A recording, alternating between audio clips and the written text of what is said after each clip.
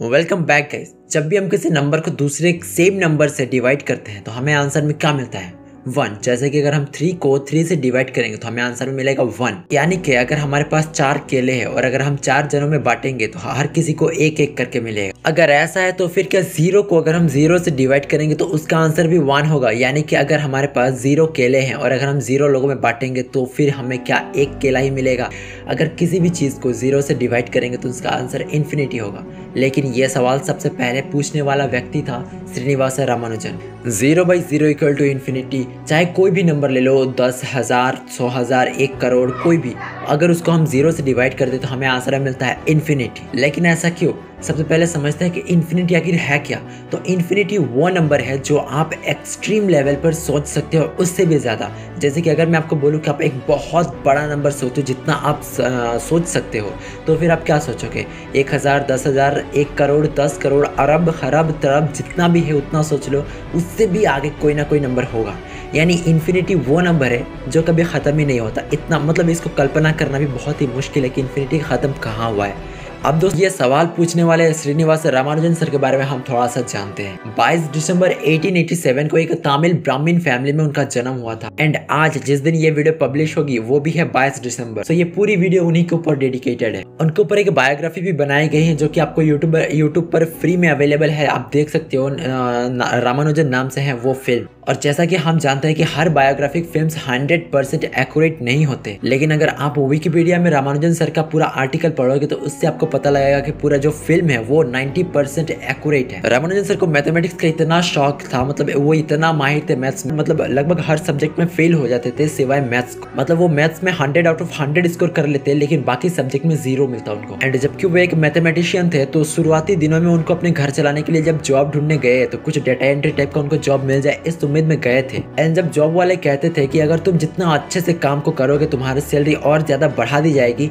और इसी चीज को सुनने के बाद वो अपना कैलकुलेशंस दिखाते हैं कि मैं मैथ में बहुत ही अच्छा हूँ, मुझे हाई लेवल का जॉब दे दो। लेकिन जब देखते थे वो लोग कंपनी वाले, फिर उनको लगता कि यार ये मतलब कंपनी वाले तो है 1 + 1 = 2, ये वाला उनको एक एम्प्लॉय चाहिए। लेकिन रामानुजन सर दिखा रहे हैं हायर मैथमेटिक्स का a² + b² + c², तो उनको क्या घंटा समझ में आएगा। और उनको लगता था कि ये बंदा मतलब कुछ काम का ही नहीं है, एंड उसको जॉब से भी निकाल दिया जाता था। वो एक जीनियस थे, लेकिन उनके पास कोई जरिया नहीं मिल रहा था कि वो अपने टैलेंट को पूरी दुनिया को दिखा पाए। और वो जिस मुकाम पर आखिर तक पहुंचे, उस मुकाम तक पहुंचने के लिए बहुत से लोगों ने उनकी मदद भी। लंदन के कैम्ब्रिज यूनिवर्सिटी के इंग्लिश मैथमेटिशियन G.H. हार्डी, जब उनके बारे में जानने को मिला हार्डी सर को, तो उन्होंने इंस्पायर हुआ उनसे बहुत ज़्यादा। और अगर हार्डी सर नहीं होते तो आज शायद ही हम लोग रामानुजन सर को जानते, क्योंकि रामानुजन सर को यहाँ तक पहुँचाने के लिए सबसे बड़ा योगदान जो रहा है वो है हार्डी सर का। एक बार जब बहुत सी चीज़ों में फेलियर आने के बाद रामानुजन सर इतना डिप्रेस्ड हो गए थे कि वो रेलवे ट्रैक पर जाकर लेट गए थे सुसाइड करने के लिए।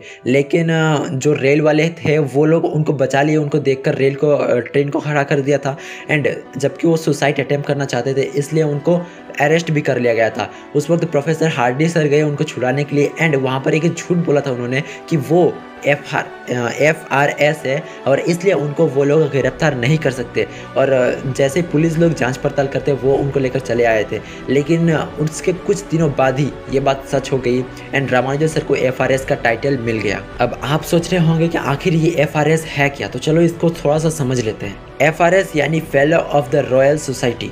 ये एक अवार्ड है जो कि लंदन के रॉयल सोसाइटी के जजेस के द्वारा दिया जाता है उन लोगों को जिन्होंने अपना कंट्रीब्यूशन दिया है कोई भी एक फील्ड में, साइंटिफिक फील्ड में, जैसे कि अपना योगदान दिया है, इंक्लूडिंग मैथमेटिक्स, इंजीनियरिंग और फिर मेडिकल साइंस, ऐसे अलग अलग फील्ड्स में अपना कंट्रीब्यूशन देते हैं। अपने नेचुरल नॉलेज को वो वहाँ पर दिखाते हैं, अपने रिसर्चेस को दिखाते हैं, जो कि एक पूरा यूनिक होता है। उन लोगों को FRS का टाइटल दिया जाता है। हिस्ट्री में कई बड़े बड़े साइंटिस्टों को ये टाइटल दिया गया है, जिसमें कि शामिल है sir Isaac Newton, Michael Faraday, Charles Darwin, Ernest Rutherford, Srinivasa Ramanujan sir, Albert Einstein और भी कई सारे। अगर आपने उनकी बायोग्राफी देखी है तो आपको पता होगा कि वो अक्सर कहते थे कि एक देवी है जो उनके सपने में आता है एंड वो उनके मैथ्स के इक्वेशंस लिख के जाते हैं उनके सपने में। एंड कई सारे ऐसे क्वेश्चंस होते हैं जिनका आंसर वो देकर जाते थे, लेकिन जो कि रियल लाइफ में शायद से इम्पॉसिबल है। एंड हार्डी सर भी ये जानते थे, वो लोग साइंटिफिक की दुनिया में हैं, तो इस इस चीज़ पर बिलीव करना बहुत ही ज़्यादा मुश्किल था। एंड हार्डी सर से किसी ने पूछा था कि रामानुजन जब ऐसा बात कहता है तो आपको तो पता है कि ये चीज़ गलत है, तो फिर क्यों आप उसका सपोर्ट करते हैं। मतलब हार्डी सर रामानुजन सर को वहाँ पर इंस्पायर करते थे कि हाँ आपकी देवी आएगी, आपको इसका थ्योरम बता कर जाएगी, तो फिर ऐसा क्यों करते थे। तो इसके ऊपर हार्डी सर का कहना था कि रामानुजन जीनियस है इसलिए वो ये सब कुछ कर पाता है, लेकिन उसका एक फेथ है कि वो देवी आकर उसका थ्योरम्स बता कर जाती है। एंड दैट्स वाई अगर वो फेथ उसका टूट गया, अगर वो भरोसा टूट गया, तो फिर रामानुजन सर शायद ऐसा कुछ नहीं कर पाएंगे। दैट्स वाई हार्डी सर उनका ये फेथ को कभी भी टूटने नहीं दिए। उस वक्त के ज़माने में लोग ज़्यादातर एस्ट्रोलॉजर्स पर भरोसा करते थे, इंक्लूडिंग रामानुजन सर ऑल्सो, और शायद से ये एक रीज़न हो सकता है उनकी डेथ के लिए। 12 जनवरी 1920 ये एक ऐसा समय था जब रामानुजन सर की हेल्थ कंडीशन बहुत ही ज़्यादा ख़राब थी और उन्होंने अपना लास्ट लेटर लिखा था हार्डी सर को। एंड गैस व्हाट गाइस, इस लेटर में उन्होंने अपने तबीयत के बारे में कोई भी जिक्र नहीं किया। जो नए नए रिसर्चेस किए थे, उन्होंने नए नए थ्योरम्स निकाले थे, उन सब चीज़ों को भेजा था हार्डी सर के पास, जिसको देखकर हार्डी सर भी बहुत ही ज़्यादा खुश हुए थे। Infinite series, continued fraction, number theory, game theory etcetera, ऐसे बहुत से चीज़ें हैं जिनके ऊपर रामानुजन सर ने खोज करी थी। एंड उन सभी चीज़ों को वो एक नोटबुक में लिख कर रखे थे। यहाँ तक कि रामानुजन सर ऐसे इक्वेशंस का भी सॉल्यूशन देते थे जो उस वक्त मान लिया गया था कि वो अनसॉल्व्ड है, मतलब वो कभी सॉल्यूशन उसका नहीं मिल सकता। उन सब चीज़ों का भी सॉल्यूशन रामानुजन सर ने दिया था। अपने एक नोटबुक में उन्होंने बहुत सारे थ्योरम्स लिख कर रखे थे, लेकिन अनफॉर्चुनेटली वो नोटबुक गुम हो जाता है। एंड हर किसी को लगा था कि वो तो और कभी मिलने वाला नहीं है। लेकिन 1976 में अमेरिकन मैथमेटिशियन जॉर्ज एंड्रयूज जब